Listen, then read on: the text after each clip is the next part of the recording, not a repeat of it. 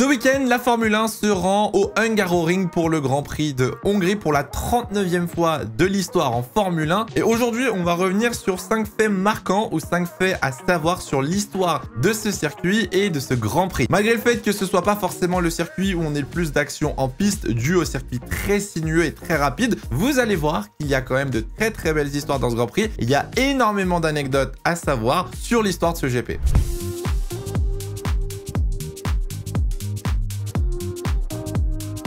Première chose à savoir avec le Grand Prix de Hongrie, c'est une terre de première victoire pour les pilotes en Formule 1. Il y a énormément de pilotes qui ont remporté leur première course au Hungaroring. Alors très récemment, on a eu Esteban Ocon en 2021 avec Alpine qui a gagné sa toute première course. On se souvient de cette édition avec le strike au premier virage de Valtteri Bottas sous la pluie. Image choquante, marquante de Lewis Hamilton seul sur la grille en pneu intermédiaire. Le pauvre, il avait quasiment failli faire un malaise d'ailleurs sur le podium. Sébastien Vettel avait été disqualifié après la course pour manque d'essence dans la voiture. Bref, les décisions étaient folles. Mais Esteban Ocon, du coup, n'est pas le seul pilote à avoir gagné sa toute première course ici. Il y a un petit peu plus de 15 ans, Heikki Kovalainen, alors coéquipier de Lewis Hamilton chez McLaren, remporte sa première et seule victoire en Formule 1. En 2008, le Grand Prix de Hongrie se jouait surtout entre Massa et Hamilton qui dominaient la saison. Lewis Hamilton chope une crevaison qui l'envoie à perpète au fond de la grille. Felipe Massa a une casse moteur dans les 3 derniers tours de la course. Felipe Massa,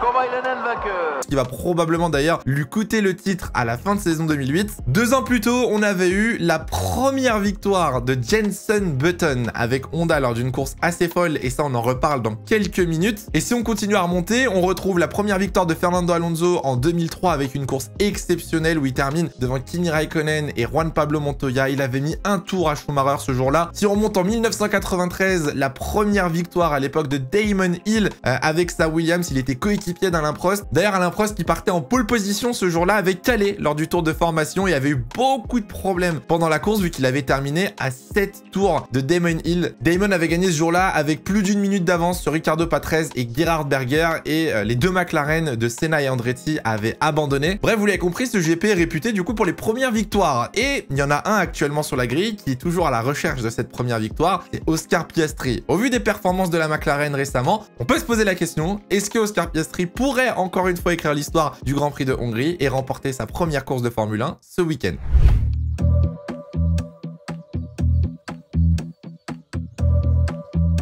Lewis Hamilton, on en a beaucoup parlé lors du Grand Prix d'Angleterre avec sa 9e victoire à Silverstone, mais il faut savoir qu'avant cette victoire, ce circuit était aussi l'un de ses favoris. Tout simplement, Lewis Hamilton est le roi du Hungaroring. Il a les plus grosses statistiques sur le Grand Prix de Hongrie. Lewis Hamilton a remporté le Grand Prix de Hongrie 8 fois. C'est son 2e meilleur circuit derrière Silverstone maintenant. 2007, 2009, 2012, 2013 avec Mercedes, 2016, 2018, 2019 et 2020. C'est aussi le pilote avec le plus de pole position en Hongrie, 9 pôles au total pour Lewis Hamilton. Encore une fois, 2007, 2008, 2012, 2013, 2015, 2018, 2020, 2021 et du coup 2023, l'année dernière, qui avait surpris tout le monde. Faut savoir qu'en plus des 8 victoires, il a un total de 11 podiums sur ce circuit avec 2 deuxièmes positions et une 3e place. Bref, vous l'avez compris, Lewis Hamilton est le roi du circuit hongrois. Alors à ça, vous pouvez encore ajouter d'autres statistiques pour Lewis Hamilton en Hongrie, qui est le pilote avec le plus de points marqués sur ce circuit dans l'histoire, 271 points pour le Britannique, et avec le plus de tours en tête, 487 tours menés par le pilote Mercedes. Donc vous l'avez compris, on est clairement chez lui, c'est son terre-terre. Ce qui est assez drôle avec Hamilton et la Hongrie, c'est que même quand Lewis Hamilton ne gagne pas, Lewis Hamilton fait quand même parler de lui en Hongrie. Le peu d'éditions qu'il n'a pas remporté, il y a eu soit du drama, soit des conflits, soit ça a fait parler dans les médias. Vous vous souvenez probablement de 2017 où il termine pas sur le podium, il termine 4e, mais c'était la fameuse édition où il avait marqué le paddock de son fair play et de sa gentillesse envers Valtteri Bottas. Bottas l'avait laissé passer pour essayer de remporter la course et de battre Kimi Raikkonen et Sébastien Vettel, chose qu'Hamilton n'avait pas réussi à faire, et Lewis Hamilton avait relaissé passer Bottas dans le dernier virage pour le laisser monter sur le podium. Pareil en 2008, du coup je vous l'ai dit, où Lewis Hamilton jouait la victoire, crevaison qui l'emmène au fond de la grille et qui le fait remonter, qui le force à faire des dépassements et faire le spectacle durant cette édition. Et puis 2016, 2016. Alors 2016 il a gagné, mais marqué par le doigt d'honneur fait à Esteban Gutiérrez qui ne voulait pas le laisser passer. À ça vous rajoutez la qualification en 2016 où Nico Rosberg avait pris la pole position sous double drapeau jaune qui avait pas du tout plu à Lewis Hamilton. Bref, Lewis Hamilton et la Hongrie, ça fait parler et on va voir ce week-end si Lewis Hamilton va encore faire parler et pourquoi pas encore nous surprendre avec une très bonne performance.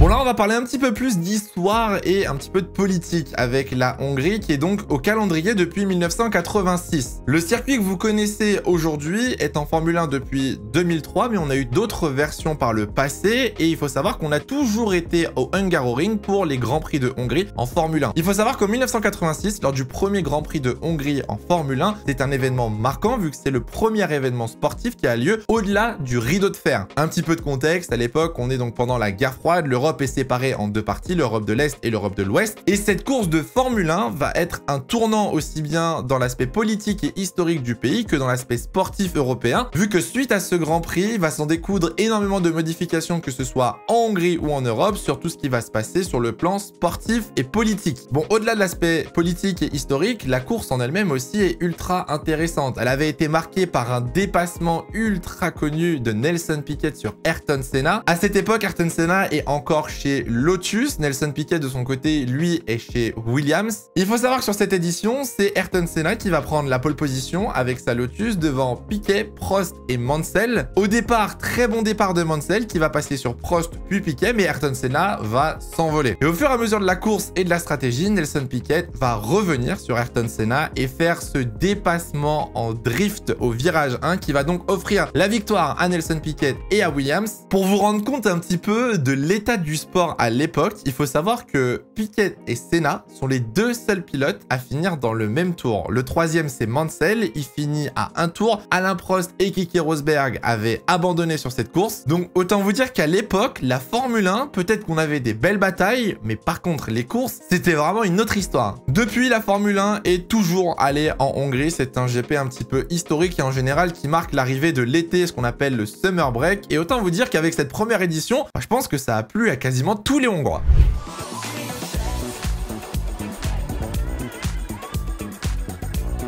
Je vous ai dit que le GP de Hongrie était un Grand Prix connu du coup pour les premières victoires et je vous ai parlé de Jenson Button en 2006 qui a remporté sa première course en Formule 1 en partant de la 14e position. On est donc en 2006, le titre à l'époque se joue entre Ferrari et Renault, Schumacher, Alonso pour être précis. Déjà, faut savoir que les deux se font éliminer en Q2 après des pénalités pour ne pas avoir respecté les drapeaux jaunes. Les deux partent très très loin. Jenson Button lui se qualifie 4e mais prend une pénalité moteur qui le renvoie au fond de la grille en 14e position. Pour le coup, ce Grand Prix est ultra cool à voir. Si vous avez l'occasion de le retrouver sur internet, n'hésitez pas. Mais on est donc sur un Grand Prix sous la pluie. Le départ se fait en pneu wet et au bout de 2 tours, Fernando Alonso, Schumacher et Jenson Button qui partaient en dehors du top 10 se retrouvent déjà à se battre pour la 4e position. Vous avez déjà vu sûrement ce dépassement de Fernando Alonso sur Michael Schumacher à l'extérieur avec une trajectoire exceptionnelle sous la pluie au virage 5. Et bien c'était en Hongrie.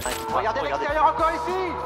Oh, si ça passait, oui, le dépassement de Alonso sur Michael Schumacher. Le Grand Prix va être marqué par une série d'abandons. Voilà, Yamamoto abandonne, Weber abandonne, Kristen Klein abandonne, Fisichella, Rosberg. C'est un petit peu le foutoir ce Grand Prix et c'est un petit peu la roulette russe, j'ai envie de dire. Kimi Raikkonen se retrouve en tête et devrait logiquement remporter le Grand Prix, sauf qu'il vient percuter un retardataire. Kimi Raikkonen abandonne et laisse la tête du Grand Prix à Fernando Alonso qui va lui aussi abandonner à son tour après un pit stop et une roue mal serré. Jenson Button récupère la tête du Grand Prix au 52e tour et va finir par s'imposer. Le Britannique s'impose sous la pluie, première victoire avec Honda. Derrière, Michael Schumacher malheureusement avait abandonné sur des problèmes de colonne de direction et Button s'impose avec 31 secondes d'avance sur Pedro de la Rosa qui fera d'ailleurs son seul podium de l'histoire et Nick Heidfeld. Je vous ai dit en général on n'a pas beaucoup d'actions et de dépassements sur le Grand Prix de Hongrie mais quand il y en a et quand la météo s'y mêle, croyez-moi, la Hongrie c'est pépite.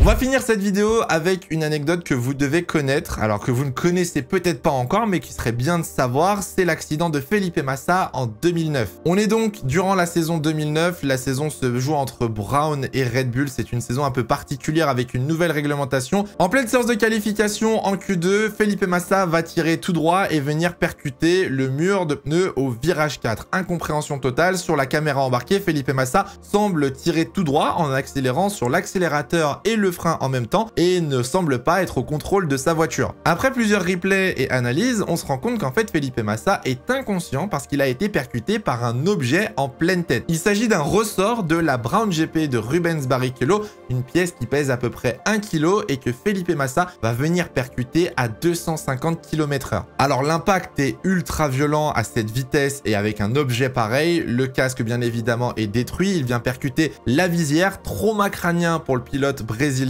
fracture arcade sourcilière et plaie au front. Heureusement pour Felipe Massa, son œil est épargné, mais le pilote brésilien va être plongé pendant 3 jours dans le coma. Heureusement, le pronostic vital n'est pas engagé, Felipe Massa se réveille après donc 3 jours de coma, mais bien évidemment ne pourra pas reparticiper à la saison 2009. Il est donc remplacé par Luca Badoer pour 2 Grands Prix catastrophiques. Luca Badoer, pire pilote de l'histoire de Ferrari. C'est Giancarlo Fisichella qui finira la saison aux côtés de Kimi Raikkonen pour la Scuderia Ferrari, pendant que Felipe Massa tout simplement se remettra de cet accident ultra impressionnant et ultra violent. Il fera son retour dans les paddocks au Grand Prix du Brésil 2009 où il agitera le drapeau à damier comme un symbole pour annoncer son retour, et il sera donc de retour au volant de sa Ferrari pour la saison 2010. Il faut savoir qu'en 2009, on avait heureusement, j'ai envie de dire, ou malheureusement, pas encore eu les accidents de Jules Bianchi, de Antoine Hubert, et on n'avait vraiment plus l'habitude des accidents ultra violents, et on n'avait plus l'habitude de voir les bâches blanches, on n'avait plus l'habitude